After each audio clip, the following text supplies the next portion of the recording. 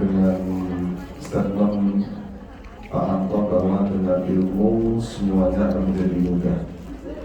Sebab lebih baik aku mencari ilmu daripada mencari kamu.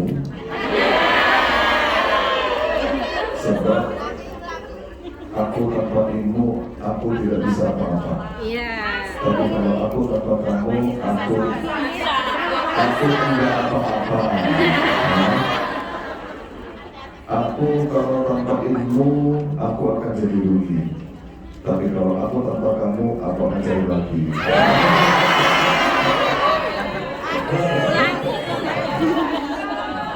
Tapi kalau bukan satu renteng, ngapain cari lagi kan? Cukup satu dan selamanya. Ya baik, ini langsung ngomong kan?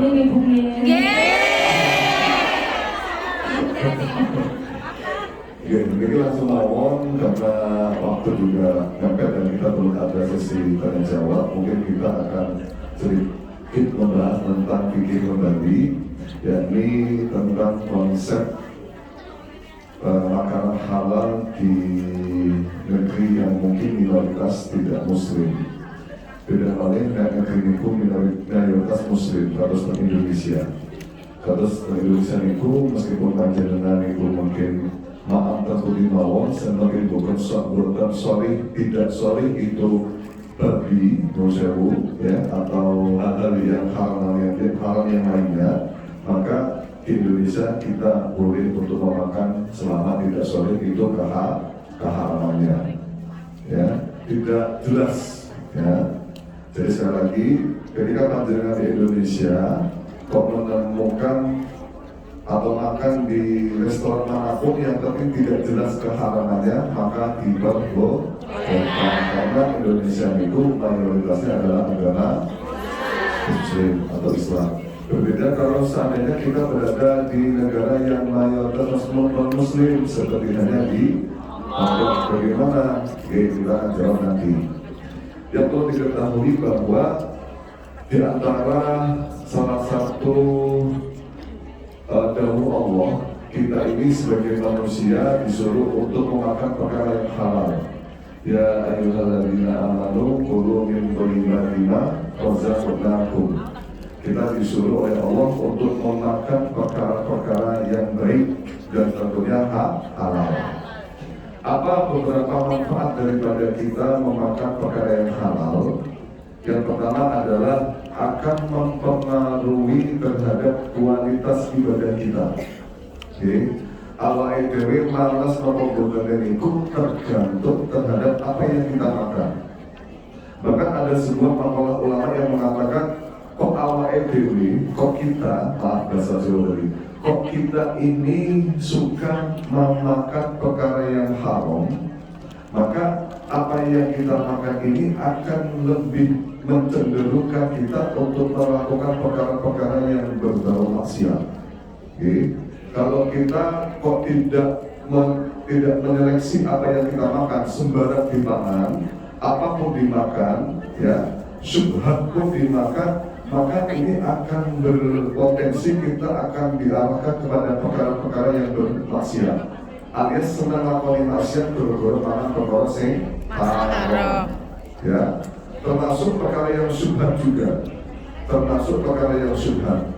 Tapi menurut saya buat ibu-ibu sekalian bahwa perkara haram itu tidak mesti berupa babi atau anjing. Ya, perkara haram itu tidak mesti berupa babi atau anjing.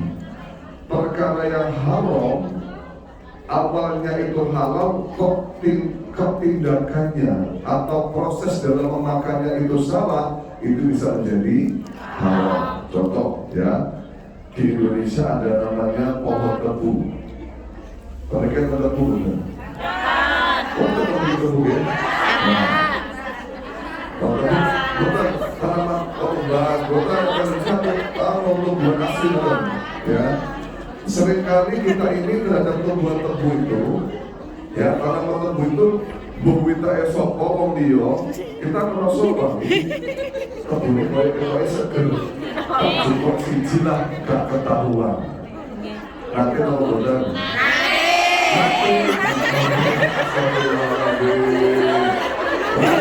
Jujur, Jujur kebun itu hukumnya halal atau haram? Tapi nek jumpai orang izin hukumnya apa? Haram. Bukan itu awan apa saya? Bagus atau jelek?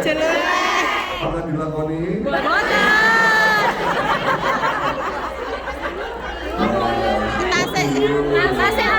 masih kecil, Gus.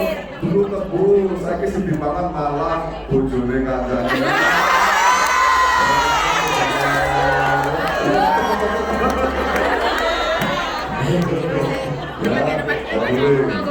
Nah, sama juga yang sering kita jumpai di Indonesia, umpami atau seumpama ada buah mangga atau rambutan atau apapun ya milik tetangga kita jatuh di halaman tetangga kita ya, atau belum jatuh masih di pohonnya tetangga kita ambil halal atau haram itu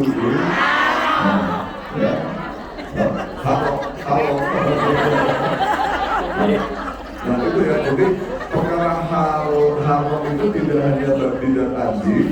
Perkara halal pun dengan tindakan yang salah akan menjadi haram. Termasuk kalau ulama-ulama itu tidak hanya yang dihindari, tidak hanya perkara yang haram saja, perkara yang syubhat nggak jelas itu dari mana, ulama-ulama khusus itu malah menghindari. Ada contoh ulama yang nggak mau makan di tempat yang di situ tidak jelas halal atau haram, ya. Ada juga ulama nggak mau makan di tempatnya yang mayoritas tempat itu tempat uangnya negara. Itu jangan-jangan sih ditutupi duitnya pergi. Ini ada ulama yang sangat hati-hati terhadap perkara yang curang. Karena apa? Itu tadi ulama mengatakan bahwa kualitas seseorang dalam beribadah itu tergantung apa yang dia makan. Dan dalam makan itu kok adalah halal, jelas, sorry, ya, maka insya Allah kualitas beliau manusia-manusia itu insya Allah diberi keselamatan dalam ibadah. Soal orang malas mau Quran juga tidak malas. Gara-gara memiliki masalah terakhir malas orang betul.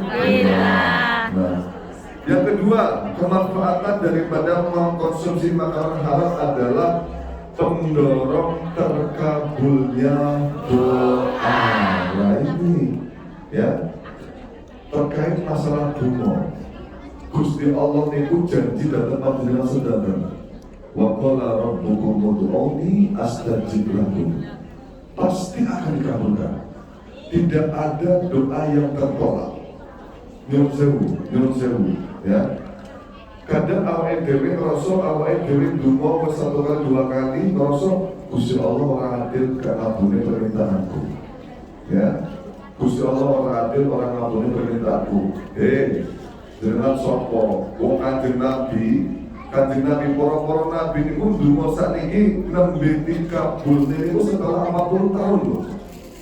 Nabi Nuh, Nabi Lut niku ndonga karo Gusti Allah, mboten langsung diijabahi. Diberi sebuah proses dulu. Wong iki sabar apa ora, ya. Tapi yang jelas semua doa sama Allah itu bakal diijabahi. Nah, pengijabahan doa ini juga tergantung orang yang berdoa. Makanya doanya yang alim, ulama, itu biasanya cepat diijabahi. Karena apa? Kesehariannya, mungkin dia juga mengalir dan mengajarkan saya halal dan taat ibadahnya juga saya. Akhirnya Gusti Allah Pak paling cepat paling ini. Yang sewu berbeda nanti kalau seandainya kita sudah berdoa, kok Gusti Allah orang ngabul-ngabulin permintaan saya, padahal saya ingin permintaan itu. Mungkin Gusti Allah mengabulkan doa panjenengan bukan apa yang jenengan ingini, tapi apa yang terbaik buat panjenengan. Ya, karena orang yang Ya Allah, moga-moga aku oleh bojo koyo Aliando contoh. Ya, moga-moga bojo koyo Aliando, sama sini. Aliando Syarif ya, moga-moga koyo Ahmad Dhani ya.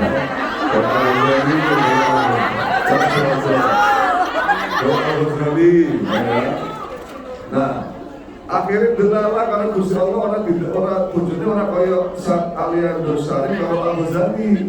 Delala kayak Sule. Sule gatal Bu. Sule lucu ya. Buat apa gerakan kalau istrinya banyak? Ganteng-ganteng tapi melalui hati ya. Nah yo, dikira aku satu-satunya, ternyata aku salah satunya.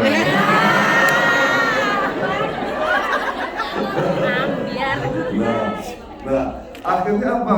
Mungkin Gusti Allah boten ngijabahi doane panjenengan sing pengen jodoh kaya Aliando, tapi dirupane bentuk yang lain ya apa? Doa karena Gusti Allah anak jenengan dibesarkan anak kita soleh-solehah. Amin. Ya.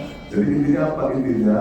Jenengan yang dungo nopo mawon ya, ojo khawatir orang dikabuli. Pasti dikabulkan. Kalau dikabulkan mungkin dalam bentuk yang lain, ya. Karena apa? Menawa iki bojone kaya Aliando mesti wong iki sombong. Pakai nak kacang itu bojo belakang bojo kok sing wajar. Akhirnya kok usah bahaya. Ya. Dengan mungkin semalam ada sebuah ayat Al-Quran yang mengatakan wa asa an takrahu syai'an wa huwa khairul lakum wa asa an tuhibbu syai'an wa huwa syarrul lakum. Ya. Jadi tetap husnul dan Gusti Allah. Nah, yang ketiga adalah manfaat daripada kita memakan perkara yang halal dan jelas, yakni apa? Memiliki keturunan yang baik. Ya. Ada sebuah makalah yang mengatakan idza tabat usuluhu tabat furu'uhu. Ketika orang tuanya itu sudah baik, ya, ketika orang tuanya baik, dia nggak macam-macam, nggak neko-neko, panganannya jelas, maka insya Allah ketika nanti punya anak, anaknya sama Allah akan diberi keturunan yang soleh-solehah, yang nurut-nurut, ya, nurut-nurut. Yang seru.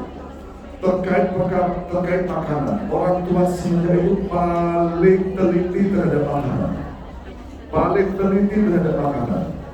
Bahkan kalau kalian keluarga niku sama orang tua saya disuruh untuk nek awak mau nang Indonesia nang Kediri ataupun dimanapun tempatnya, ojo lali diperhatikan makanannya.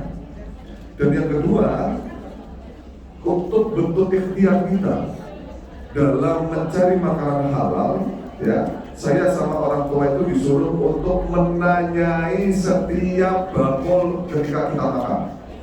Ya, aku tutup cilok tuh mas cilok yang jauh, jauh. Kalau ngomong ke tukang ciloknya, kalau ketemu tiang penjual cilok, kalau ngomong ke tukang ciloknya, Pak, ini halal kamu tuh, halal ini, ya, wes, penjual muni halal pun jadi ikhtiar kalau sampun selesai, ya. Soalnya apa? Kediri nyuwun sewu, ya. Kalau bukan ini orang Kediri, kalau itu orang Kediri. Kediri niku Islam tidak mati Islam, ya. Buktinya apa? Salah satunya makanan khas Kediri itu bekicot coba, ya. Ini lor dua ribu. Nah, sambal tumat gede halal gitu, ya. Bahkan nanti kalau sewu, adik bulan itu Kediri tumbas bakpao. Ketika itu pesan bakpao coklat kari bakpao rasa kacang hijau. Pun setelah dibayar, delalah terdaftar di sini paling terakhir nanti keluarkan tulisannya bakpao isi bagi. Nah, ketika menemui permasalahan semacam itu, satu lokasi, satu gerobak, terikut etan coklat kalau etan bakso babi, maka hukumnya apa yang ibu-ibu? Nah, jadi sama seperti ketika berkumpul antara makanan halal dan makanan haram dalam satu tempat, satu wadah, maka makanan halal menjadi haram. Nah, kaidah idza ijtama'at al-halal wal haram ghuriba al-haram. Ya. Oh. Berbeda nanti kalau seumpama memang dipisah, jelas-jelas dipisah. Kalau setelah Singapura itu makanan halal dan makanan haram itu ada perbedaan segi warna, wadahnya yang halal itu warnanya hijau. Kalau yang non halal itu warnanya abu-abu. Ya, ini nggak masalah. Ya, karena jelas itu telah dipisah. Berbeda kalau berbau. Nah, berbau. Maka pertanyaannya adalah, ya, bagaimana ketika kita memakan makanan yang tidak jelas halalnya, tidak jelas ya, berbeda kalau jelas halal, ya, berbeda kalau jelas halalnya. Kalau yang tidak jelas, bagaimana kita memakan perkara yang tidak jelas halalnya di negara non-Muslim, maka kembali lagi, ketika urusannya dengan perdaging-dagingan dan masalah penyembelihan, dan kita berada di negara yang mayoritas non-Muslim, maka kita kembalikan kepada kaidah ngati-ngati, alias tidak usah memakan perkara yang hubungannya dengan persembelihan, meskipun itu ayam. Kalau nanti terjebak ibu-ibu, kalau nanti terjebak itu menganggap bahwa selain babi itu halal, ayam pun dianggap halal. Tiap-tiap perkara jauh sampai paham. Terus lo mikir, loh, ayam pun ya meskipun ayam jenisnya halal, tapi kan ketika penyembelihannya tidak sesuai dengan syariat, tidak islami, tidak mengucap bismillah, maka menjadi haram. Ya. Ya, bukan orang muslim barat ya, bukan orang Islam, itu penyembelihannya adalah haram. Maka statusnya adalah bangkai itu, ya. Kalau muslim meskipun tidak bismillah, kalau muslim.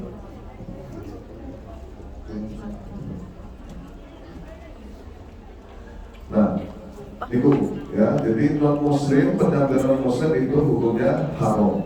Cuma yang saya mau ibu, ini hanya sedikit info saja. Ulama-ulama itu ada berpendapat bahwa penyembelihan non-muslim dia diperbolehkan kalau non-muslimnya itu ahli kitab. Ahli kitab dalam Al-Quran itu adalah Yahudi dan Nasrani. Yang mana Yahudi dan Nasrani adalah Yahudi Nasrani yang asli, yang orisinil, bukan yang sudah terkontaminasi. Ya. Kalau Yahudi dan Nasrani zaman sekarang itu sudah terkontaminasi, apa kontaminasi itu? Wah, luar biasa. Ini kalau ngomong anak kuliah apa? Ya, luar biasa sudah sendiri. Nah, jadi ketika sudah terkontaminasi status ahli kitab atau ahli Yahudi dan Nasrani, maka satu ulama mengatakan tetap tidak boleh memakan karena sudah terkontaminasi. Ya, cuma ada ulama menurut Imam Ahmad bin Hanbal, yang penting itu ahli kitab, baik itu sudah terkontaminasi atau tidak, maka diperbolehkan. Tapi menurut saya, kalau di status Hongkong ini kan, menurut saya kemarin saya tanya Om Awi agamanya Muslim ya? Bukan, saya tidak punya agama. Oke, kalau orang Hongkong itu orang Hongkong itu tidak punya agama. Iya, betul. Jadi kalau orang tidak punya agama berarti bukan Nasrani dan bukan Yahudi. Jadi kalau penyembelihannya orang Hongkong tidak masuk dari kategori ahli kitab yang mana tidak disahkan, alias penyembelihannya tidak dilegalkan. Maka caranya bagaimana? Ini jenengan bisa penting boten sing hubungannya kali penyembelihan atau daging-dagingan, maka monggo, ya, maka monggo. Kalau hubungannya sudah hubungannya dengan daging-dagingan, maka tidak diperbolehkan. Lalu kalau seandainya kita kandung terlanjur makan perkara yang tidak halal, ya, kandung terlanjur makan perkara yang tidak halal. Lalu bagaimana cara mensucikannya? Aku judul waktu gitu ya. B. Jenengan berkumpul terus nolak lemak. Ini cara mensucikan makanan yang sudah masuk ke sini kalau makan babi ternyata di dalam perut. Bagaimana cara mensucikan? Orasi atau kumur-kumur lebu pasti ya. Bagaimana cara kira-kira? Nah, caranya cukup dibasuh anggota zahir saja. Untuk anggota batin, ya, untuk anggota batin yang di dalam perut itu tidak cukup dan memperbanyak untuk, tidak usah, ya, tidak usah dan memperbanyak untuk istighfar, ya. Jadi ngomong sih daging babi itu lebih tak daripada daging sapi itu, terus apa itu, ya. Lebih banyak gaji jadi lebih, tapi dua lo gitu nanti, ya. Bukan sebagai satu tuh paling wow nih lah. Jadi itu oke. Jadi ketika panjenengan kok berada di mayoritas yang Muslim, seperti contoh berada di Mesir, jenengan belum usah ragu masalah ini penyelenggaraan ini belum usah karena memang mayoritasnya sudah Muslim. Jadi makan daging-dagingan itu soal hal semuanya, tapi bukan yang halal. Ketika mayoritas Muslim. Nah, di Malaysia, kita makan di Malaysia, makan perkara yang ada sembelihannya atau daging-dagingan. Itu bumbunya bagaimana? Halal atau haram? Di Malaysia. Karena mayoritas orang Malaysia adalah Muslim. Lalu di mana lagi ya? Di Singapura Muslim. Kalau Muslim kan, kalau Singapura itu banyak orang Muslim itu. Tapi sudah kalah orang pribadinya sudah kalah sama orang pedagang itu orang di Singapura itu. Okay. Atau yang mayoritas Muslim itu di Mesir, di Timur Tengah, atau kalau di Maldives, apa? Ya Maldives itu kan mayoritas Muslim semuanya. Kamu kan negeri Israel itu jadi untuk permasalahan perkara yang halal untuk bagi masyarakat itu terkait perinciannya semacam itu. Selama yang sering ini biasanya saking dekatnya atau satu majelis itu antar ibu-ibu atau antar teman itu misalnya sewu kalau contoh tongkang tetangga wong cuma mangga satu aja mesti halal lah, pasti halal kan minta, ya aku minta ya bisa dibarengi pakai konsep minta ibu-ibu. Kalau kira-kira dia itu berarti halal. Kita punya pemikiran kadang-kadang demikian. Memang wonten teng kitab niku wonten kalau muli maritohu diketahui nilainya, maka kita tidak perlu meminta. Tapi sekedar praktek ini tidak bisa diterapkan kepada semua orang. Yang sewu, bapak tenang, anak ke bapak, karena keluarga inti. Tetangga, bukan mesti. Bisa jadi setiap orang itu gajinya beda. Meskipun cuma 2.000, kalau kamu gak minta, saya gak halal. Tapi kalau kamu minta, kamu mau minta 10.000 tak kasih. Enten, simpulnya prinsip demikian. Maka kita sebagai seorang muslim, karena kaitannya dengan akademi, harus hati-hati. Dan yang sewu, nyambutnya mungkin bilangannya cuma utang cuma 50.000. Pas kalau usah tak sahurus, wong cuma 50.000. Orang yang kaya raya belum tentu halal, belum tentu rela orangnya meskipun ada 50.000. Walaupun ekonomi kita dengan ekonomi orang yang kita pinjami terpantau jauh, tetap yang namanya hak admi harus kita kembalikan sekecil apapun. Jadi mama ini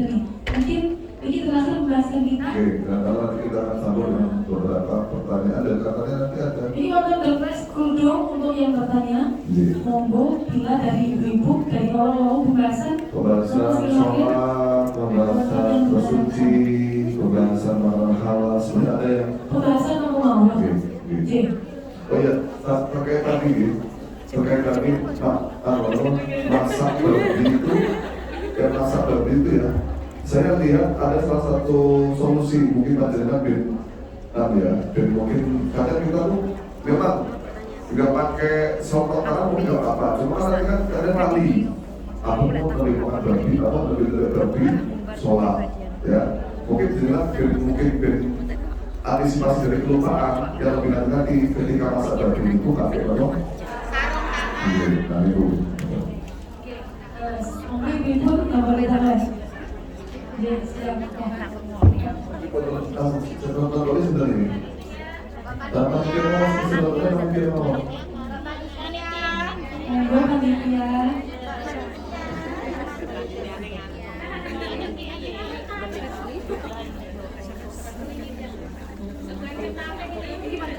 Ini dia takut tak ongkret ya.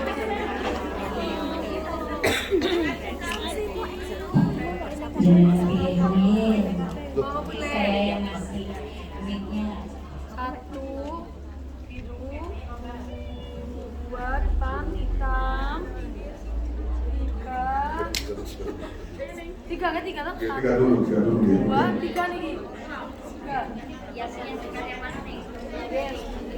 Yang putih. Dari akan nih. Mungkin ada banyak, kalau ini ada banyak jilbab kok. Ya. Assalamualaikum warahmatullahi wabarakatuh. Waalaikumsalam warahmatullahi wabarakatuh. Direkam lagi. Mungkin ini di luar tema apa? Sembarang lagi, Gus.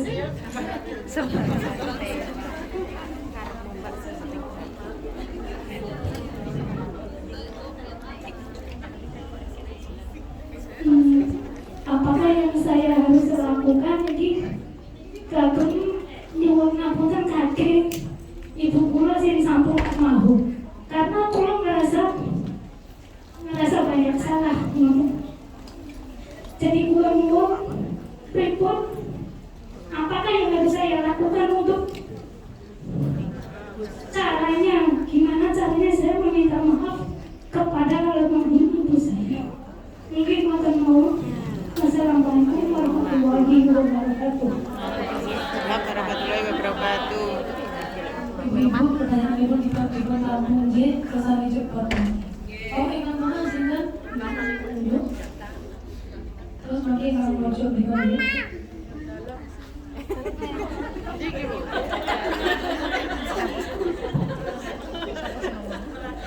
Assalamualaikum warahmatullahi wabarakatuh. Waalaikumsalam warahmatullahi wabarakatuh.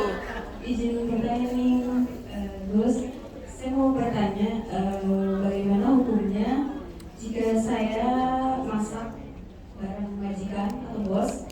Kalau saya kan jadi dua supit, kan kalau masak di sini rata-rata pakai supit. Nah, kalau bos itu kadang kalau saya yang dari belakang dia tiba-tiba ngaduk yang lain terus ngaduk ke yang halal, saya kayak ngaduk B2 gitu, terus kayak dicampur kayak supitnya itu hukumnya gimana ya? Kalau misalnya saya makan bareng kayak gitu, terima kasih.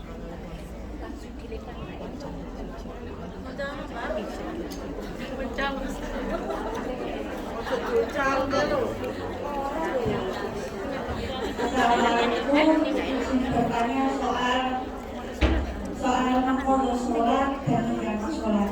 Itu lebih baik kita mengkodok atau menjamak. Misalkan kita mengkodok sholat maghrib di waktu isya, itu kita sholat kodok dulu atau sholat isya dulu. Kemudian misalkan kita sholat kodok di sini, untuk sholat isyanya boleh tetap di sini atau harus pindah ke tempat lain? Oke. Ya, terima kasih. Yang satu, yang satu ketika bagaimana penebusan dosa bagi anak ketika orang tuanya sudah almarhum. Maka ada dawuh dari Habib yang mengatakan Birrul walidain seorang anak kepada orang tua yang sudah meninggal adalah cukup untuk mendoakan dan menjadi pribadi yang solih, ya, atau solihah, misalnya solih atau solihah, karena itu adalah salah satu cara dan satu-satunya cara untuk menjadi investasi orang tuanya ketika orang tua sudah meninggal. Jadi menjadi pribadi yang solihah dan tetap mendoakan adalah salah satu dan satu-satunya cara untuk meminta maaf dan penebusan dosa bagi seorang anak kepada orang tua. Mana cerita ibu itu anak seorang tua yang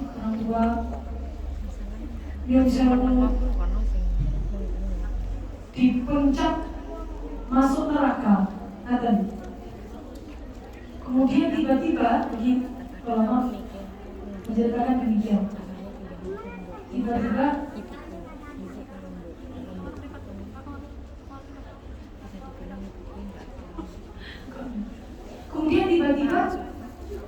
si bapak nih dipun bebasakan saking neraka kalau Gusti Allah. Tanya orang bingung, loh kok aslinya penonton neraka kok boleh dibebaskan? Ternyata setelah malaikat ini kemudian bertanya kepada Tuhan, ini kenapa Allah sudah ahli neraka dibebaskan dari neraka? Allah menjawab, aku malu anaknya setiap hari mendoakan orang tuanya dimintakan ampunan, tetapi aku tidak mengampuninya. Sehingga kita kalau mendoakan orang yang meninggal, jangan khawatir tidak sampai doanya, pasti sampai, pasti Allah menjaga. Nah, mendoakan orang tua sakit dengan kita doa Rabbighfirli wa liwalidayya, sakit dengan Fatihah, panjangan panjang maktubah setelah sholat fardu, itu jangan sampai lupa. Jangan pilih kirim Fatihah sama yang sudah meninggal, ingin kirim Fatihah sama yang masih hidup, apalagi yang punya anak, biar anaknya makhluk solih-solihah, dikirimi Fatihah walaupun masih hidup, dikirimi Fatihah. Saya sangat ibu, terus saya sama. Kemudian ada lagi sebuah menarik, yaitu adalah disodakohi. Terus sodakoh tapi untuk orang tua. Kenapa? Karena tiang-tiang yang sampun meninggal itu sebenarnya mereka malah justru ingin dikembalikan lagi di dunia agar bisa sedekah. Min qabli ayya ahadakumul maut fa yaqulu rabbi lawla akhartani ila ajalin qaribin fa asaddaqu wa akum minas shalihin. Ya Allah, kalau dibalik sekedar tentunya kalau bikin sodakoh niku manfaatnya sebesar niku. Dalam kita, dalam anak-anak, dalam orang yang sudah meninggal. Terus satu sodakoh niku menaik panjenengan khusus akan sakit, alhamdulillah. Menaik panjenengan khusus sakit, kalau sodakoh diniati sedaya-sedaya ini. Sodakoh niat dalam keselamatan kulo, doa kulo, dalam diasbah kulo, sakit. Satu sodakoh dengan niat yang banyak, itu saya sangat. Dengan menjadi pribadi yang diharapkan oleh orang tua, dengan bisa birrul walidain kepada orang tua, maka balasannya adalah ketika panjenengan punya anak, maka anak akan birrul walidain kepada kalian semua. Birru abaakum taqudukum abnaakum. Ketika kalian bisa berbakti kepada orang tua, bisa birrul walidain kepada orang tua, maka janji Allah ketika kamu punya anak, maka anak akan bisa birrul walidain kepada kalian semua. Pertanyaan yang selanjutnya, seputar sumpit yang dirubah-rubah ini kalau mau sakit memberikan satu solusi saran itu adalah jalur ikhtiar. Jadi panjenengan yang sakit punya sumpit pribadi yang tidak ditaruh di samping situ, digunakan saat makan mauan dan misal mau makan bersama monggo. Sehingga yang saya mungkin sakit di pastikan kalau kita mau ikhtiar berarti yang awalnya makanan masakan dijualnya beda, tapi kalau yang kita nggak ngerti nih yang mana, oke dari dalam ikhtiarnya menjadi haram tadi kaidahnya. Kalau memang tidak jelas mana yang halal mana yang haram kecampur, maka yang mana yang dimenangkan yang beribadah haram, yang dimenangkan adalah yang haram untuk jalur hati-hati. Kemudian yang terakhir seputar mengenai qada salat. Jadi mana yang lebih baik antara qada kali sebenarnya tidak perlu dibandingkan pastinya, bukan berarti baik dan tidaknya. Alias gini, ketika panjenengan mengerjakan sesuatu, lebih baik mana hormati waktu atau jamak? Lebih jamak. Oke, dengan lagi kerja jam 4 sore, kerjanya itu sampai jam 7 malam, itu sudah masuk waktu isya belum? Sudah. Nah, lebih baik mana saya jamak akhir maghrib ke isya atau saya hormati waktu atau qada maghrib? Kan konsekuensi hormati waktu alias dia tidak sholat yang penting niat sholat itu nanti konsekuensinya konsekuensinya. Maka bimbingan yang lebih baik jamak akhir, mengakhirkan waktu maghrib kepada waktu isya daripada qada. Terus Selama bisa jamak, lebih baik jamak. Kalau nggak bisa jamak berarti qada. Kalau sudah qada itu cara qadanya. Jadi hormati waktu itu sebenarnya supaya kita tidak menjadi golongan orang yang meninggalkan sholat. Ya, siapa orang yang meninggalkan sholat kan hukumnya wajib. Kalau meninggalkan sholat, tidak mau sholat, tarikh sholat, terus apalagi sampai dia anas itu tidak suka sama sholat, bisa jadi dia kufur. Ya, kufur. Bukan dosa lagi, kufur malahan. Terus sudah.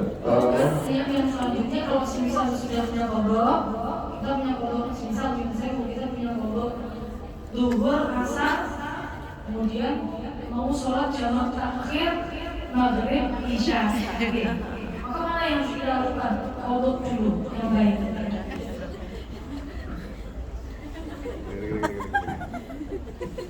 Kodokin, maghribi, zuhurin. Jadi kodok itu paling baik untuk ini paling baik deh. Bukan harus, bukan wajib kan. Jadi jangan yang baik kodok itu untuk kodok itu tidak harus dilakukan pada waktunya juga tidak harus. Misal zuhur, apakah harus dikodok di waktu zuhur? Tidak. Zuhur boleh dikodok di waktu isya, zuhur boleh dikodok waktu asar boleh, zuhur dikodok waktu subuh boleh. Semua waktu buat kodok boleh. Tapi yang baik runtut zuhur, asar, maghrib, isya, subuh. Bisa kita punya kodok 5 waktu. Mau terus, muter balik. Panjenengan punya kodok 5 hari. Contoh kalau ini lagi sakit, belas belum sampai sholat. Akhirnya sholatnya dihormati waktu. Atau panjenengan masuk rumah sakit diberi infus. Akhirnya kan kalau mau sholat bingung. Dan sakit tubuh sempurna, badan najis semua. Sehingga sakitnya sholatnya dihormati waktu. Akhirnya punya kodok. Kodoknya 5 hari. Maka baiknya kodok itu runtut. Zuhur, asar, maghrib, isya, subuh. Zuhur, asar, maghrib, isya, subuh. Itu banyak runtut. Dan kalau misal kita ingin tanggungan kodok, lebih baik kita utamakan melakukannya daripada sholat adatnya, sholat yang saat itu. Yang misal kita mau sholat isya, jadi mau kodok zuhur. Misal, dan zuhur dulu, zuhur, asar, maghrib, baru sholat isya. Ini yang baik menurut. Tapi kalau dengan misal buatan pingin ada sih soalnya cukupnya waktu buat sholat cuma harus sholatan, maka ya berarti jelas yang diutamakan yang ada isyanya dulu diutamakan karena waktunya cuma cukup buat 1 kali sholat. Lanjut untuk tempatnya, apakah harus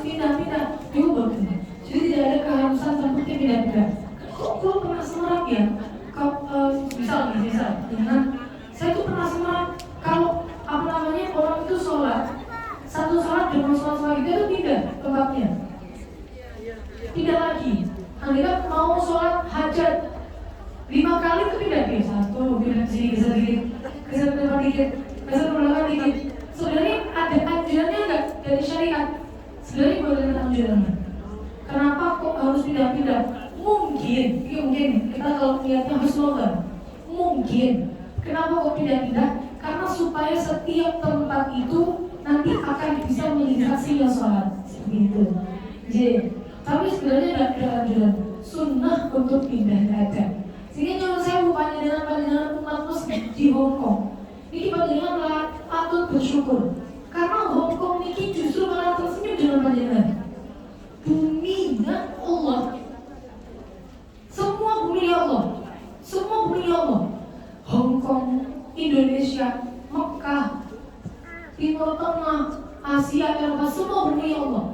Kalau bumi Allah ini ditonton sholat, ditempati sama orang yang mau ibadah, buminya senang. Buminya senang. Sehingga panjenengan memiliki, menurut saya, dia harus berbangga. Kalau memiliki penyelamat dan pembahagia bumi Hong Kong, yang mana minoritas orang-orang sholat di sini, saya sholat di sini, bumi tersenyum karena saya mau sholat di sini. Itu panjenengan supaya panjenengan ini semangat bahwa peneliti bukan kemudian wah buangan rutin, justru malah panjenengan itu delegasi pahlawan. Anjing, coba kalau ada umat muslim, bagaimana sedihnya bumi yang tidak pernah digunakan untuk sholat. Maka sehingga panjenengan gimana tempatnya sakit dikir, bumi akan berterima kasih kepada orang yang mau dikir di atasnya. Jadi, nonton je? Iki dibalik langsung mau mangke. Ujungnya, mangke sudah langsung awal.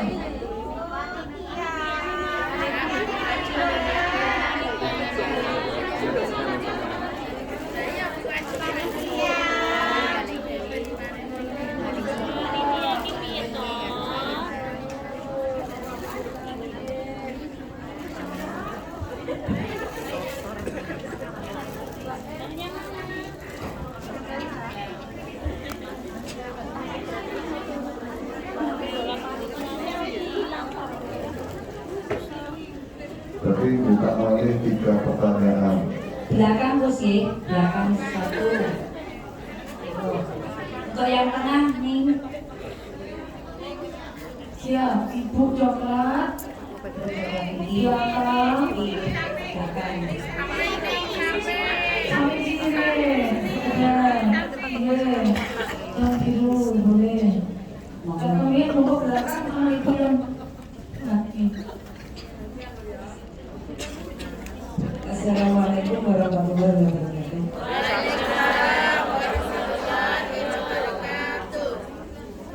Sabutan yang berdiri dari tangga.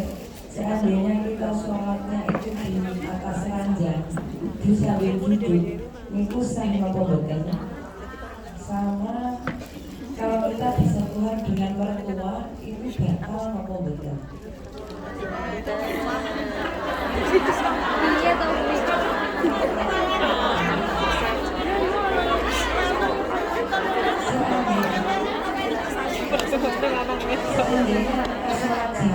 Kok ditemek bojone kuwi ya batal kok ditemek mertuane gini. Nek suami anak dua perbedaan. Tapi kan kita kan lek nggenmu yo aku ngerti. Tapi gini sampean madammu melu sapa to? Imam Syafi'i. Ya pas mungkin ada 2 perbedaan. Ngerti ya.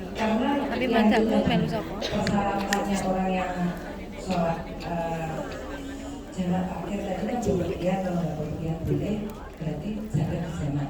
Terus pertanyaan yang menarik, kalau wudhu nggak ada air itu kan boleh tayamum, tapi kalau mandi tayamum itu kan mau boleh. Aku nggak terjadi. Aku mandi tayamum. Pertanyaannya mentok nih. Aduh mandine tayamum. Ayo is. Negosiasi sampai banyu. Aduh tayamum tok. Aku kok tak ngono. Masalah jarak.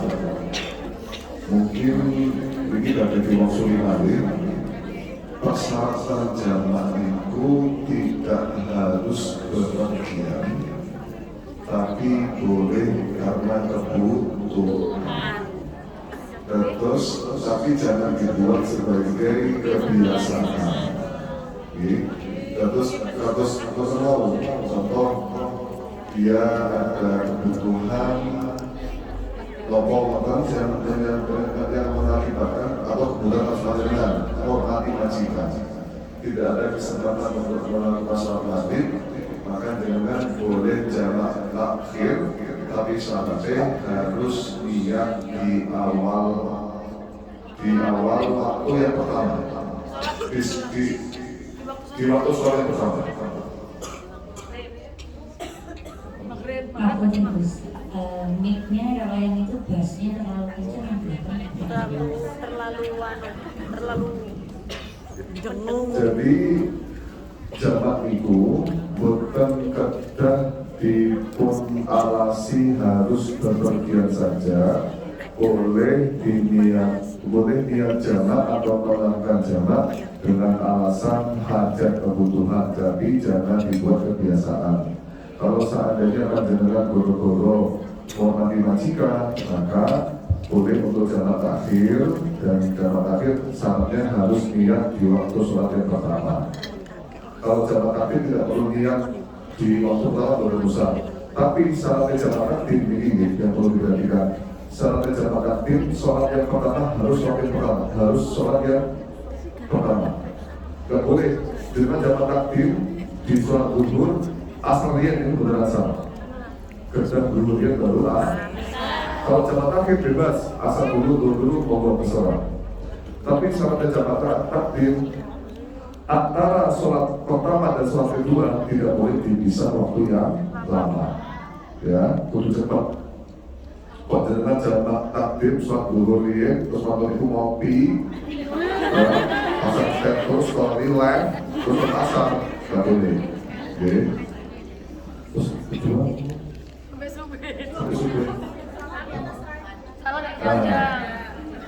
Sholat biasa saja.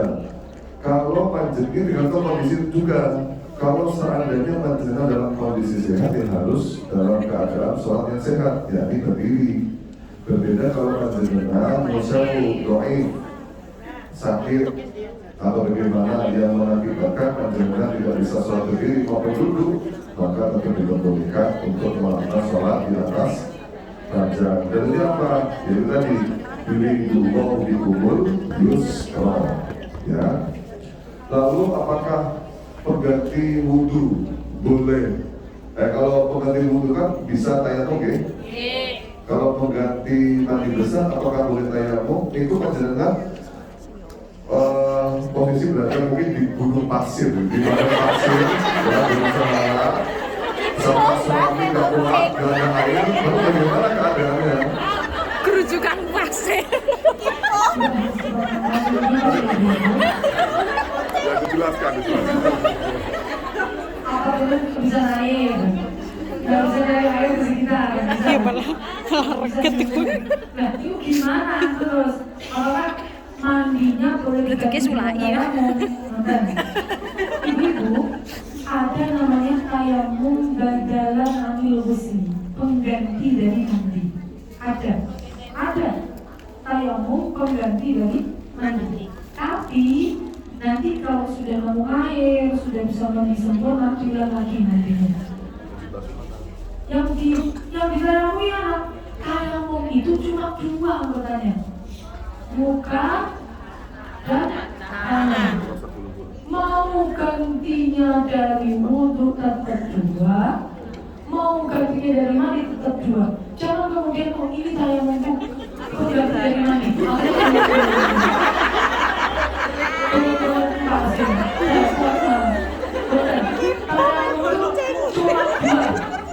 Wajah dan tangan, sehingga panjenengan kok tayamum tapi sampai kaki-kakinya bisa salah berarti bukan tayamum. Ini nggak pas. Tayamum itu cuma dua, baik itu pengganti dari wudhu atau pengganti dari mandi, dari mandi. Oke, bisa tuh sakit parah mandi besar karena sudah lihat sakit kalau misal mandi besar nambah sakit badannya. Berarti kan mau nggak mau dia kalau mau sholat nguduk sakit tapi bukan sakit mandi. Akhirnya mau nggak mau mandi diganti dulu dengan tayamum dulu, baru kemudian silakan dilanjutkan aktivitas ibadahnya. Tapi nanti kalau sudah sembuh mandinya diulang lagi. Sama tiga Menyentuh mertua. Mertua itu mahram. Mahram itu tidak batal mundur. Mahramnya mertua itu mu'abbad. Mu'abbad itu selamanya. Jadi panjenengan semisal nyuruh sewu, walaupun nikah dengan suami itu tidak nyampe berhubungan. Jangan katakan sudah cerai, gak nyampe berhubungan, kemudian cerai. Sama mertua itu mahram terus sampai selamanya. Meskipun kita sudah cerai dengan suami. Jadi semisal Mbak Siti dengan Pak Agus menikah.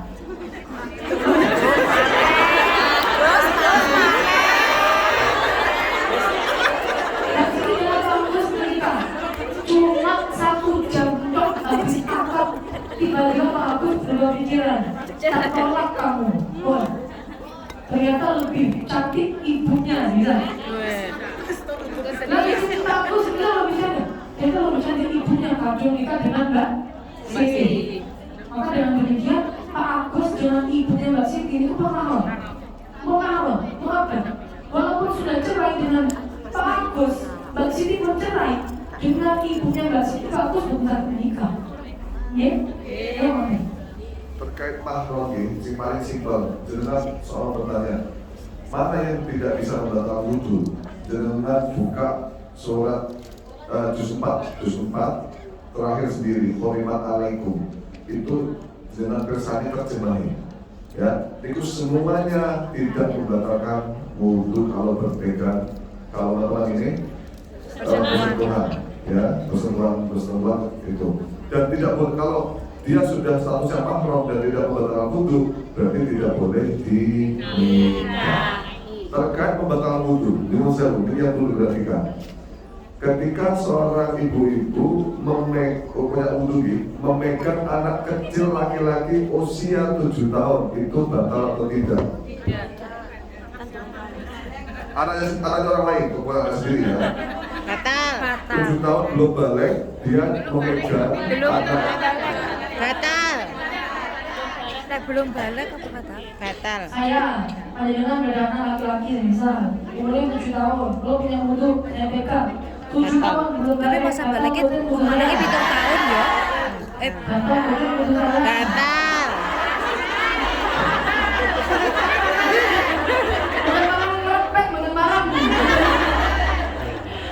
Batal. Jadi begini ibu-ibu, banyak yang mengira batal wudu itu batasannya adalah balik. Padahal betul balik, batasannya batal wudu. Batal wudu itu adalah semisal orang laki-laki bersentuhan dengan orang perempuan yang bukan mahramnya di usia yang sudah menimbulkan syahwat secara umumnya, mayoritas. Dan para ulama menikoknya itu sebagian yang membatasi dengan umur supaya kita itu paham. Sebenarnya kalau batasan awalnya itu ya kalau secara urufnya umurnya itu sudah membatalkan, sudah nyahwati berarti membatalkan.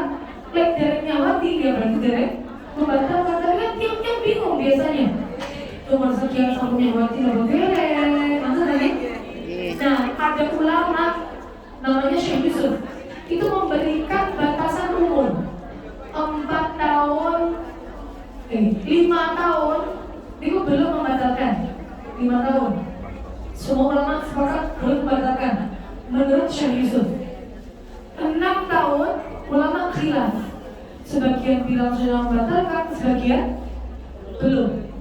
Tapi kalau sudah 7 tahun ulama sepakat sudah membatalkan wudu. Ibu menangis laki-laki, ngomongannya laki-laki, nggih. Ngomongannya laki-laki, bisa nggih majikan ngomongannya laki-laki. Berarti hati-hati nggih. Yang umur 7 tahun ditinggali. Nanti itu berkembang lebih dekat kalau sudah punya Wudu. Jadi sering nggih. Nggih. Apa ini? Merawat pasien lansia 95 tahun. Oh, sudah pikir membatalkan wudhu bukan. Kalau buat kita membatalkan wudhu yang walaupun corone, wah 95 tahun. Wah, makanya buat ikhlas. Makanya buat ikhlas lagi. Tetap membatalkan wudhu. Sehingga saya kalau bisa mau wudhu, ampun pegang dulu sebentar dan sholat. Setelah itu baru kemudian merawat. Lanjutkan merawat. Lanjut ya.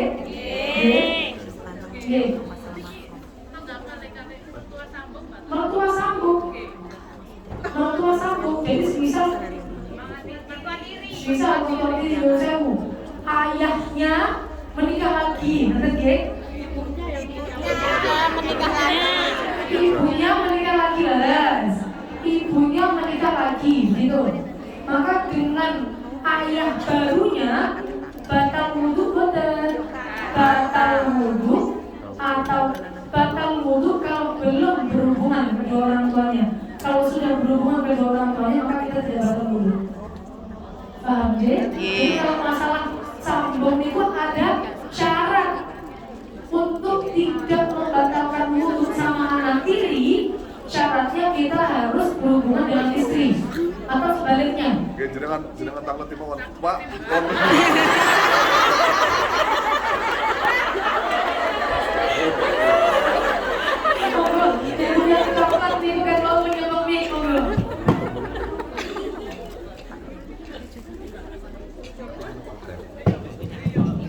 Assalamualaikum warahmatullahi wabarakatuh. Waalaikumsalam warahmatullahi wabarakatuh. Mau bertanya tentang head.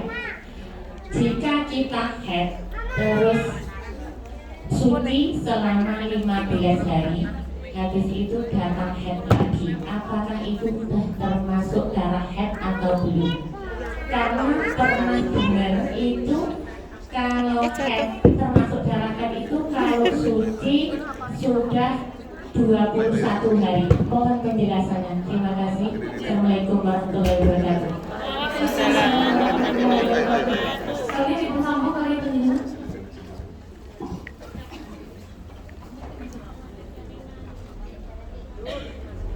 Assalamualaikum warahmatullahi wabarakatuh. Waalaikumsalam warahmatullahi wabarakatuh.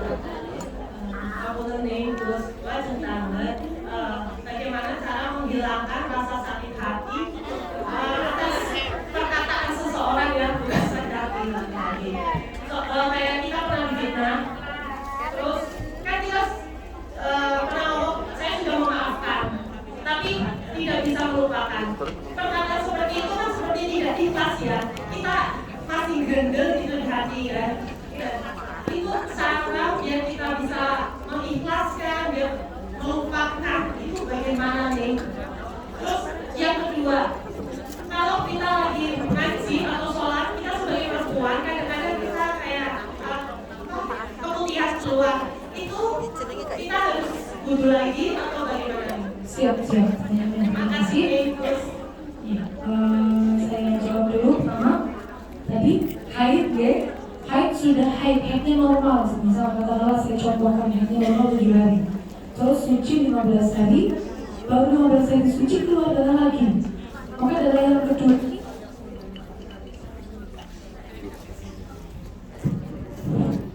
darah yang kedua ini nanti hukumnya apa? Hukumnya haid atau belum? Seperti itu.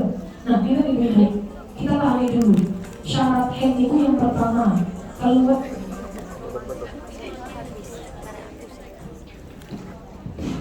iki mau betul.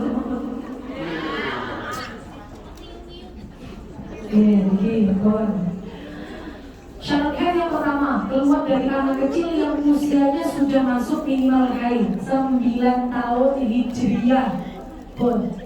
Itu syarat yang pertama. Kedua, darah yang keluar minimal jumlahnya 24 jam kalau dijumlah.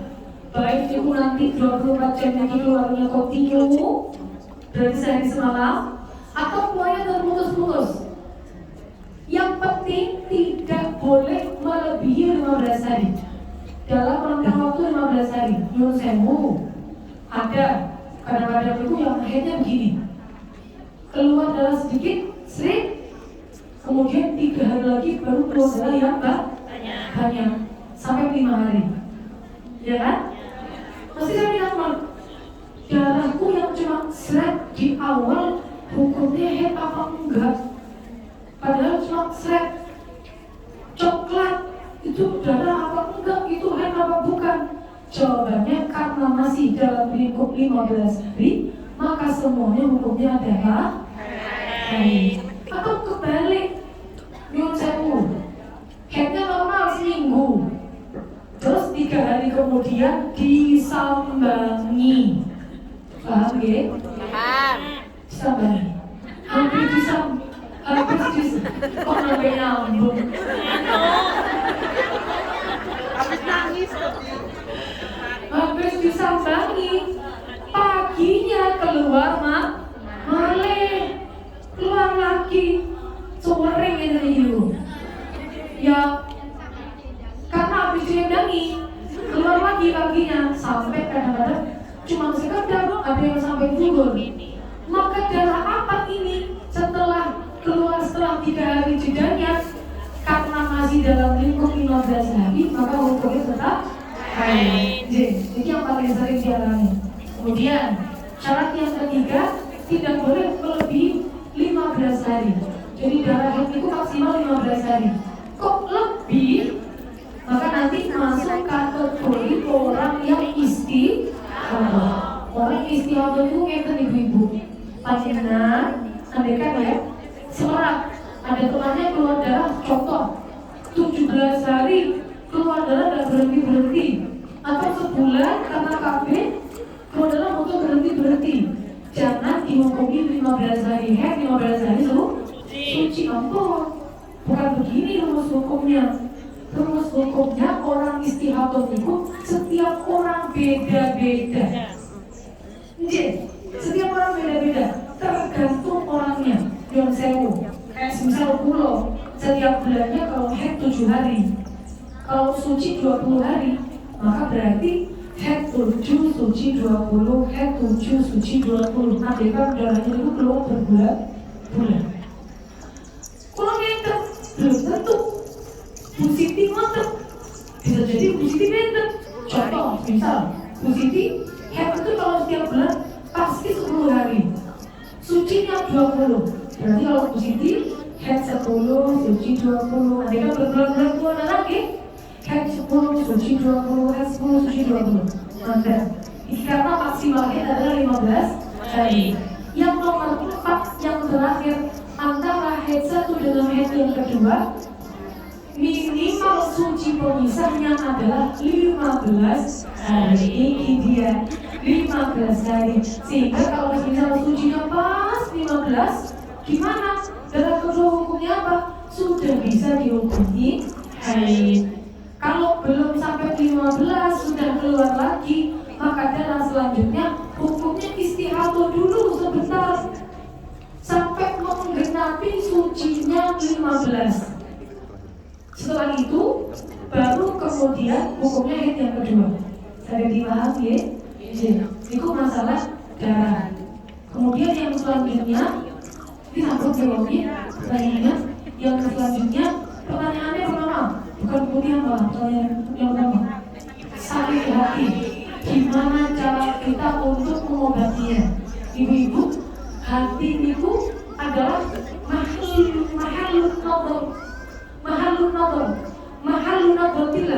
mahalun nadrillah, tempat Allah itu melihat kita. Terus kita, yun sewu, hati ini paling apa tambahan-tambahannya, paling sulit obatnya.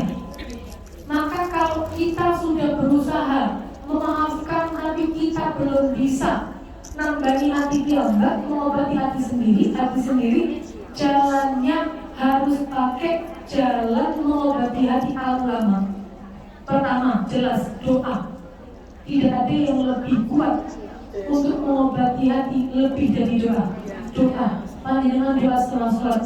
Rabbana ighfir lana wa li ikhwanina alladziina sabaquna fil iman wa la taj'al fi qulubina ghillan lil ladziina amanu. Rabbana innaka ra'ufur rahim. Ini dan Quran wonten Ibu.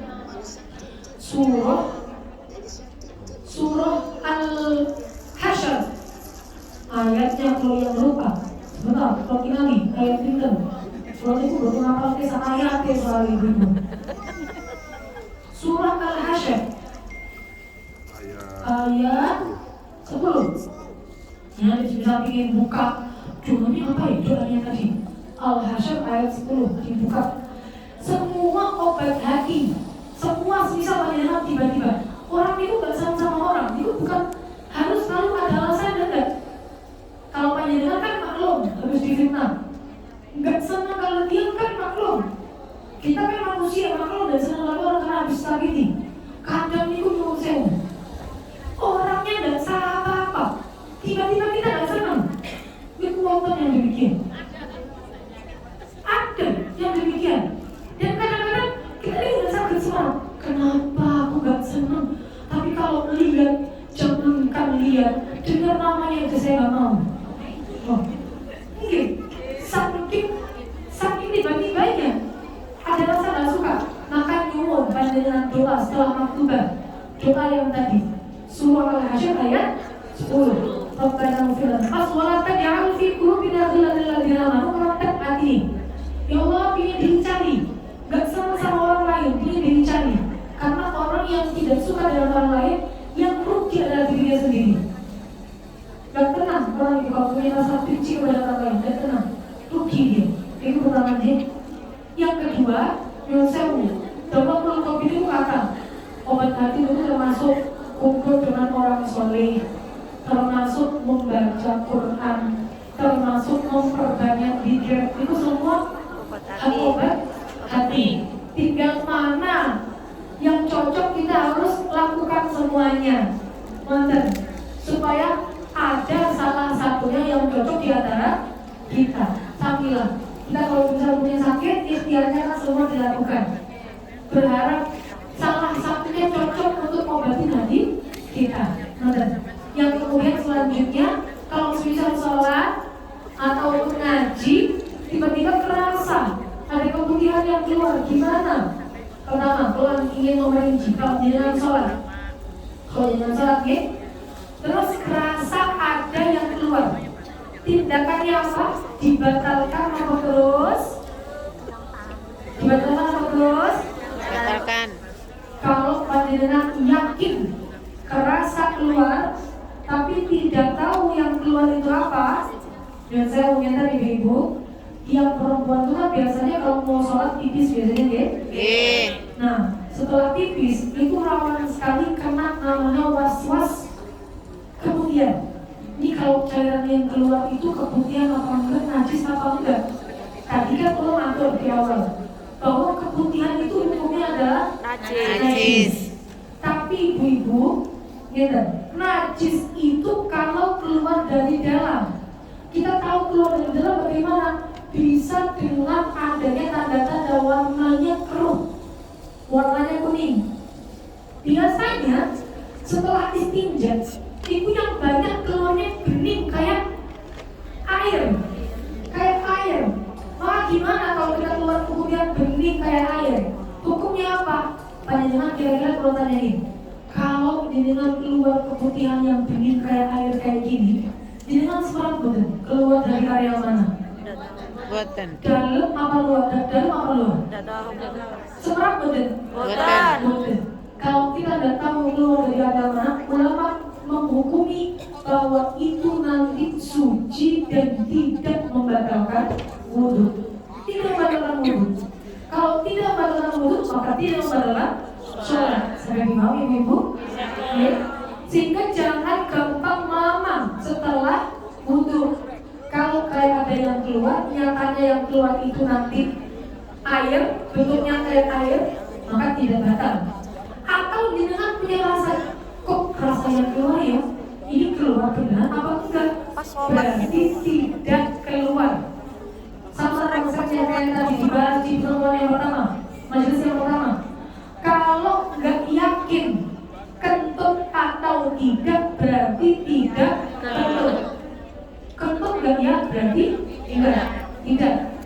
Keluar tidak ya berarti tidak. Oke, paham J? Konsepnya biar betul gampang was-was. Kalau sudah keluar, ini kalau bisa udah, loh kayak keluar amat kayak ngerti ya? Kayak amat pas sholat lanjut mau sholatnya. Iya pas sholat terus keluar gitu. Lanjut sholatnya, karena nanti kalau misal yang keluar itu adalah bening berarti tidak membatalkan sholat karena jangan dapat terus keluar dari area mana. Yang jelas bukan karena syahwat ya. Kalau karena syahwat jelas namanya madi, ibu.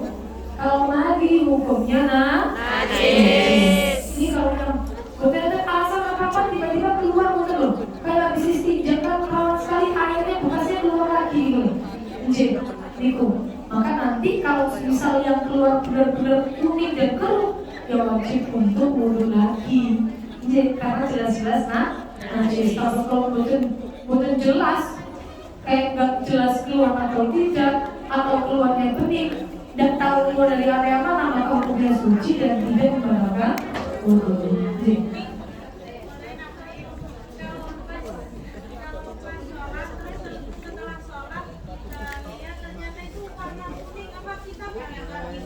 Nah, kalau misal setelah sholat ternyata yang keluar kuning atau keruh, gimana hukum sholatnya? Berarti kurang lagi berarti. Oke, bersihkan dulu najisnya, ya, wudhu lagi, terus sholat lagi. Tapi kan biasanya jarang yang demikian. Mungkin kalau pas lagi capek banget, kalau pas lagi capek banget, atau kalau misal anak-anak yang masih dalam tahap belajar, kalau pas lagi benar-benar pusing, mikirin ngajinya, belajarnya, itu baru nanti biasanya demikian. Kalau yang banyak terlalu terlaku, yang normal, itu kan keluarnya lagi seperti air bekas istinja.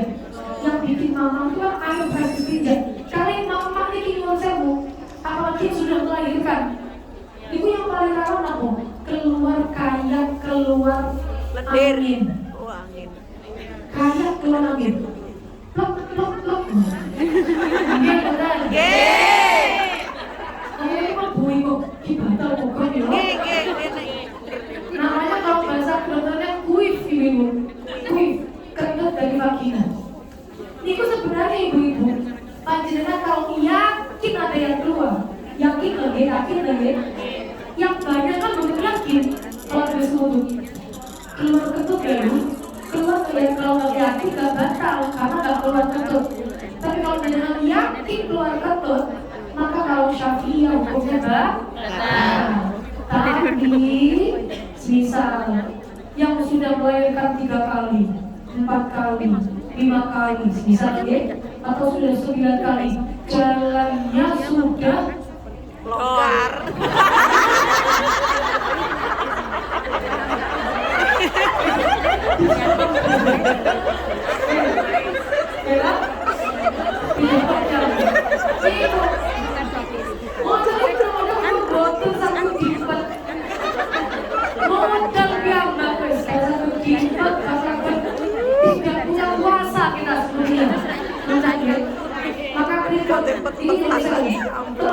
ini sampai pulang sholat 4 kali gara-gara ini.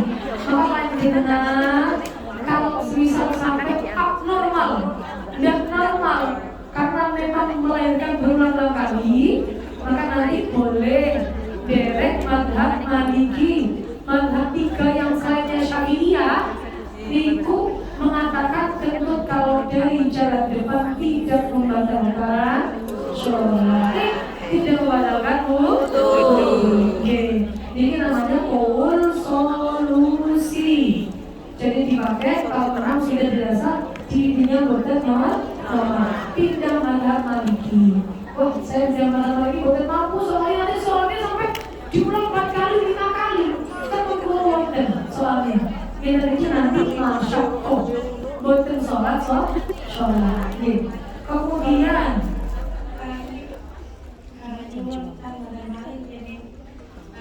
saya kan ngikutin dengerin kan lewat YouTube karena alhamdulillah bos saya membolehin saya pakai headset Bluetooth dan saya biasanya kerja sambil dengerin headset Bluetooth. Ya. Jadi saya minta keridoannya kadang saya nyalain ceramahnya nih, ceramahnya ulama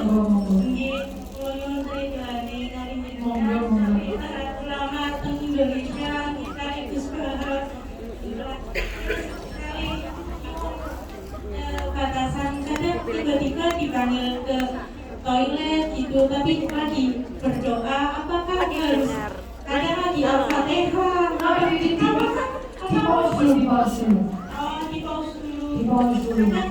Lagi live streaming gitu kan kadang lagi berdoa ternyata udah masuk ke toilet gitu tapi kan kalau live streaming udah bisa di pause gitu kan jadi keluar dulu berarti. apakah headsetnya saya taruh dulu atau sebelum apa saya diem dulu maksudnya nggak usah Al-Fatihah nggak usah ikut Kalau HP-nya di luar, biasanya di dalam. iya handphonenya saya taruh Luar. tempat nanti saya kerja semua Yang masalah yang penting dari keluar suaranya. kalau yang penting nggak keluar suaranya Oke, seperti mana dengan kalau ayat Al-Quran kayak enggak apa-apa, yang penting nggak ada suaranya yang keluar nanti, suaranya nggak sampai keluar. Kan di dalam hati, kita dalam hati kita kan ada sakit kemudian kita bisa menyelesaikan di dalam wudhu di kamar mandi. Bismillahnya di mana? Hati. Sama, benar ya? Sama. Dalam artian kalau di hati kita nggak dengar, kalau bisa di pause, alhamdulillah. Kalau nggak bisa sama headset ya, suaranya nggak keluar, nggak ada suaranya di luar, maka ada masalah. Kalau ini jangan jangan ikut, terus yang sewu dicuci beres sambil alhamdulillah bersyukur. Jangan. Ini dari kemauan yang di stop. Kalau masalah lanjut itu di headset lebih masalah. Itu ya. Saya lanjut lagi. Ini ada pertanyaan dari panitia. 1. Oh, kalau semisal bagaimana kalau semisal waktu wudhu lupa di tengah-tengah? Lupa gerakannya. Lupa muternya. Pas wudhu, nyusah mungkin pas kilingan utang nyusah wudhu, tapi itu utang misal. Tiba-tiba, aku mau kus basuh tangan belum ya kok tiba-tiba nyekel silang misal. Ini kupon. Diulang bagian yang tadi dimakangi kakak dulu ya. Nah tapi biar kalau sudah jelas itu berasal ya berarti aku karena al-yakin la yuzalu bisa.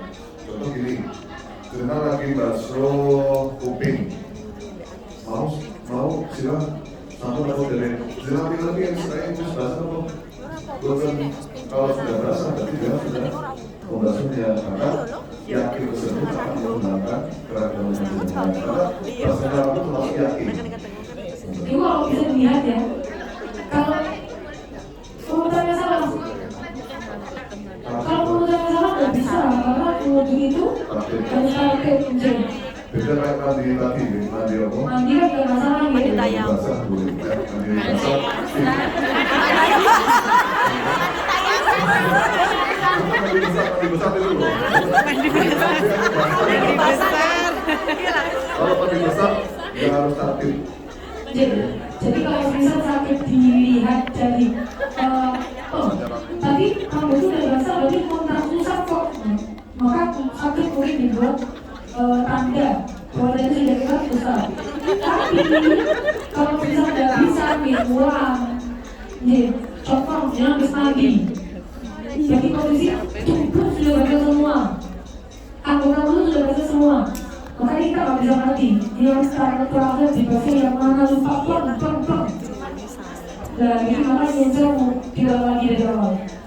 Bilang dari kemarin yang tadi dilakukan demikian. Terus lanjut. Yang sering itu ibu-ibu sudah wudhu selesai, terus kelihatan, ternyata masih ada pipetnya. Pipet semua, pipet. Pipo.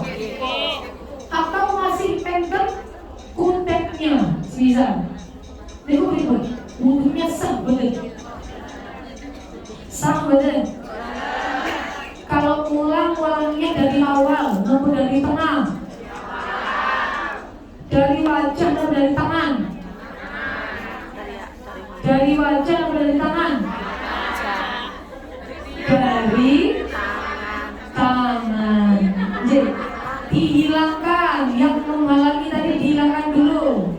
Setelah dihilangkan langsung dibasuh.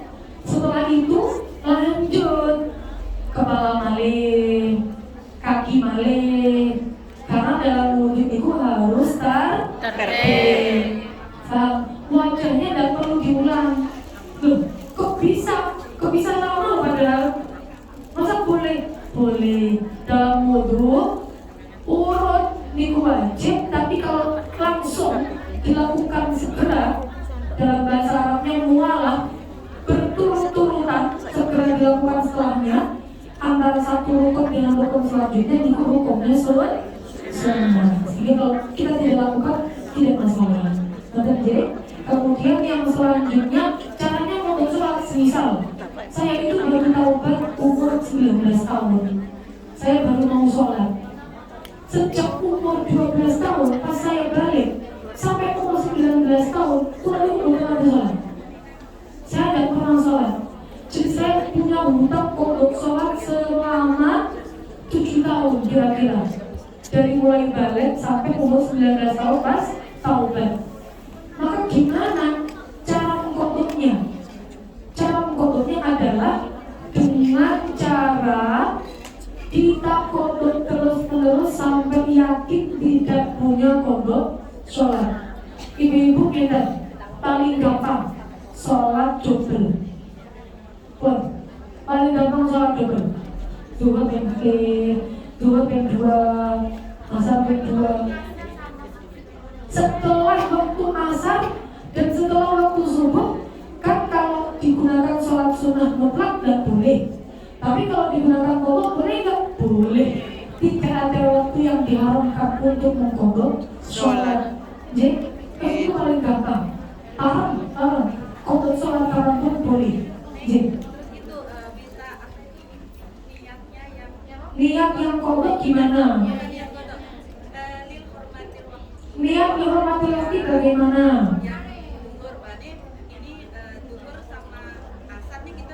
Zuhur asar di luar. Terus bisanya jamak maghrib isya. Zuhur akhirnya asar dihormati waktu. Gimana caranya? Begitu ya? Nah terus yang kedua itu kita kan untuk menjamak maghrib ke isya. Niatnya jamak juga ada niatnya. Yang di pertama di sholat maghrib. Nah setelah itu di waktu isya kan di sholat isya dulu kan. Terus waktu sholat maghribnya itu membaca niatnya itu sama. Sudah, saya jawab. Niki mungkin masih ada yang berat bingung. Gimana caranya niat sholat yang mati. Kalau misal nggak bisa sholat, bisa bisa sholat. Tuntutan kehidupan dari sholat, bisa dengan dia sholat.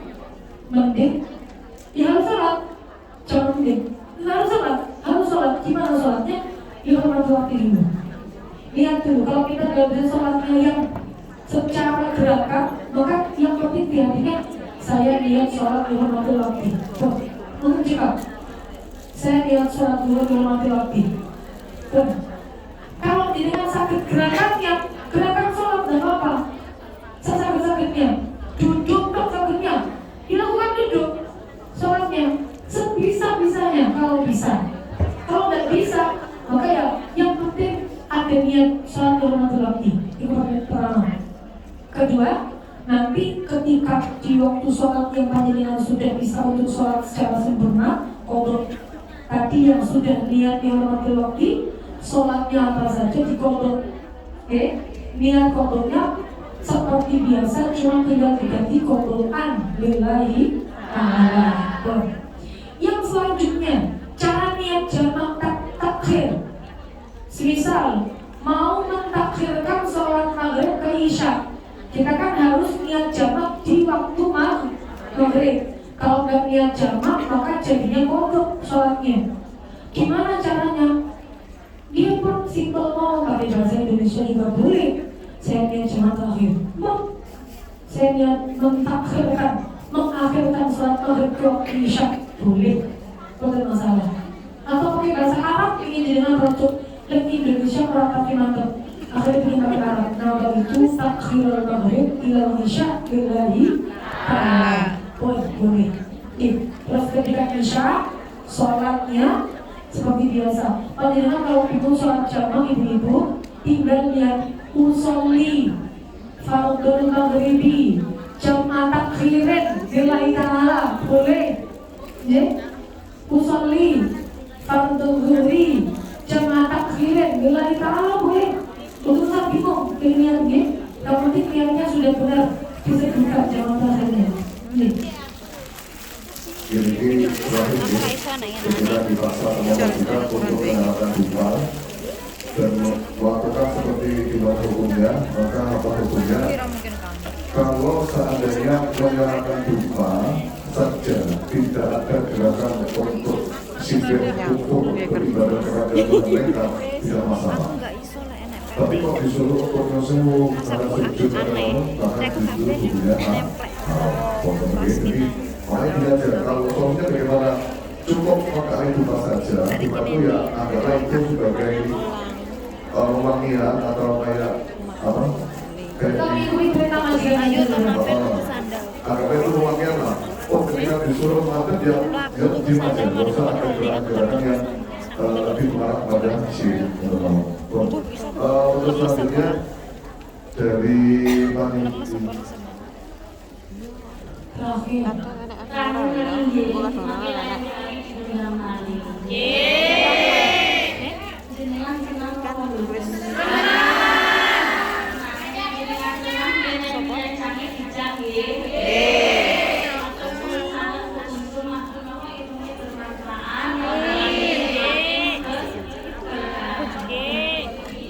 Jadi kalau ada pertanyaan lagi mungkin bisa SMS ke panitia nanti dia sampaikan.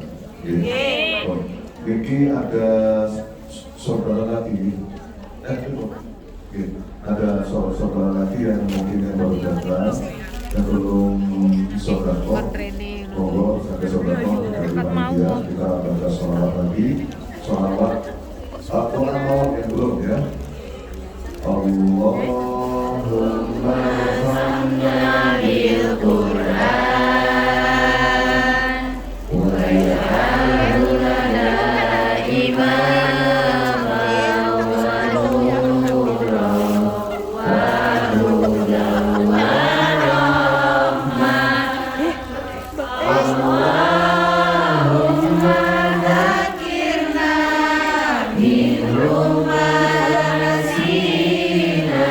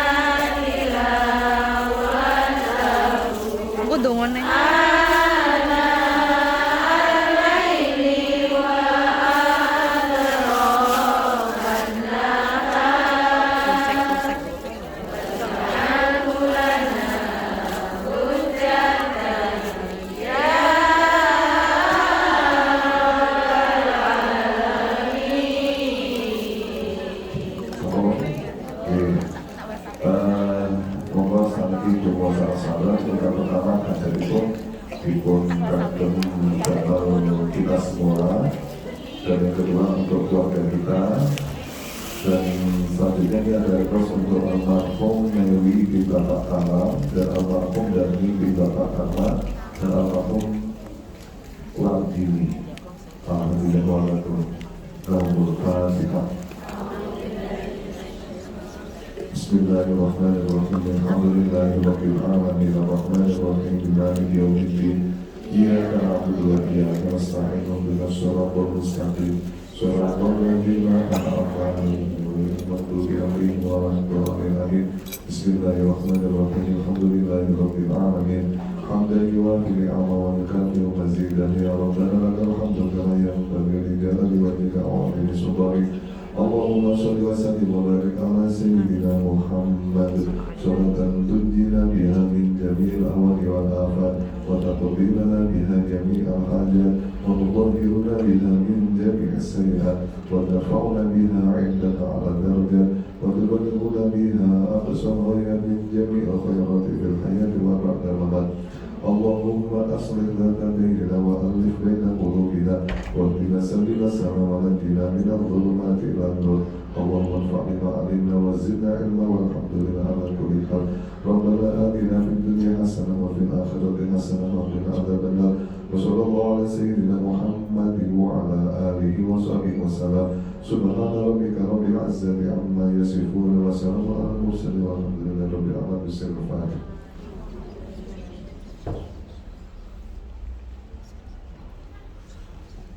Bismillah, Allah mengaturakan matur kata atas semua pihak yang terkait para kandidat. Allah aturakan jasa kumpulan asal jasa terkait. Mengaturkan dan mohon maaf apabila dari awal hingga akhir ada yang kurang berkenan dan penjelasan yang salah. Kami mohon maaf sebesar-besarnya. Dan selanjutnya mohon doanya kepada saya dan saudara dan keluarga mungkin kita ini istiqomah di dalam ini. Kami pesan saking Bapak Pulo bahwa panjenengan pergi diniati kerja karena ibadah. Jadi panjenengan diniati ibadah, insya Allah akan dapat pahala ibadahnya. Assalamualaikum warahmatullahi wabarakatuh. Waalaikumsalam warahmatullahi wabarakatuh.